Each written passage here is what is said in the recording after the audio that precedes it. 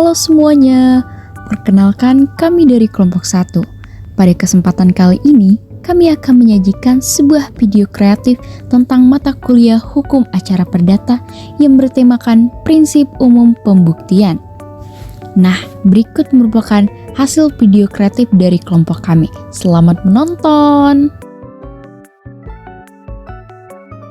Hukum pembuktian perkara perdata termuat dalam HIR yang berlaku di wilayah Jawa dan Madura dalam pasal 162 sampai dengan pasal 177, dalam RBG yang berlaku di luar wilayah Jawa dan Madura dalam pasal 282 sampai dengan pasal 314.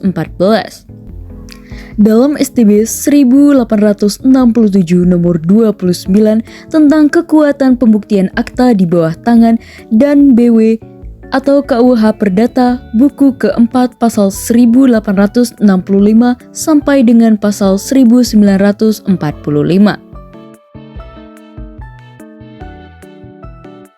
Berdasarkan pasal 1866 KUH Perdata atau pasal 164 HIR, alat bukti yang diakui dalam perkara perdata terdiri dari bukti tulisan, bukti saksi, persangkaan, pengakuan, dan sumpah. Alat bukti tulisan, tertulis, atau surat ditempatkan dalam urutan pertama.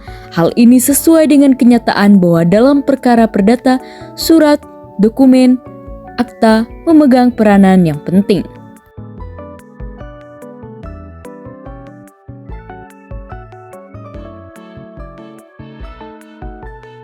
Pembuktian dalam perkara perdata adalah upaya untuk memperoleh kebenaran formil.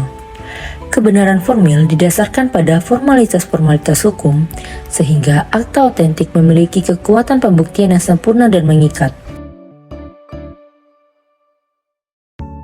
Prinsip-prinsip umum pembuktian dalam hukum acara perdata di Indonesia merupakan aturan-aturan yang digunakan dalam proses pembuktian di pengadilan.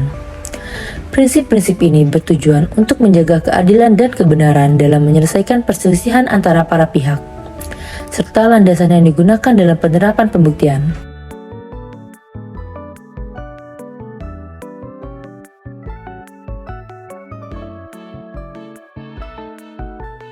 Ada 6 prinsip umum yang dikenal. Pertama, pembuktian mencari dan mewujudkan kebenaran formil.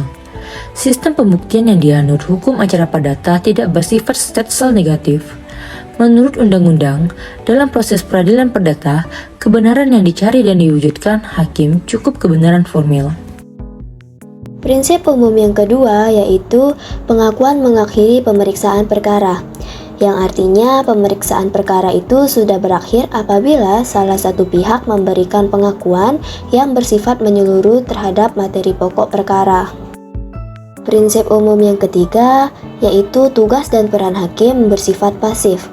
Artinya, dalam proses perkara perdata, peran hakim terbatas di dalam mencari dan menemukan kebenaran formil yang mana kebenaran tersebut diwujudkan sesuai dengan fakta-fakta yang diajukan oleh para pihak dalam persidangan. Prinsip umum yang keempat itu ada prinsip kebebasan pembuktian. Artinya, setiap pihak dalam perkara perdata itu memiliki kebebasan untuk membuktikan dalil atau klaim yang diajukan. 5. Prinsip adanya beban pembuktian. Pembuktian harus dilakukan oleh para pihak yang berperkara, bukan hakim. Penggugat harus dapat membuktikan hak-haknya yang digugat, dan sebaliknya tergugat harus dapat membuktikan penyangkalannya atas dalil-dalil gugatan penggugat. 6. Prinsip substansil. Pembuktian harus didasarkan pada substansi masalah yang sedang dipersengketakan. Pihak yang mengajukan klaim harus membuktikan bahwa tuntutan mereka didasarkan pada hukum yang berlaku dan fakta-fakta yang ada. Nah, itu tadi adalah hasil video kreatif dari kelompok kami. Terima kasih kepada jurusan S1 Hukum Fakultas Hukum Universitas Bangka Belitung. Segala kekurangan kami mohon maaf. Bye guys!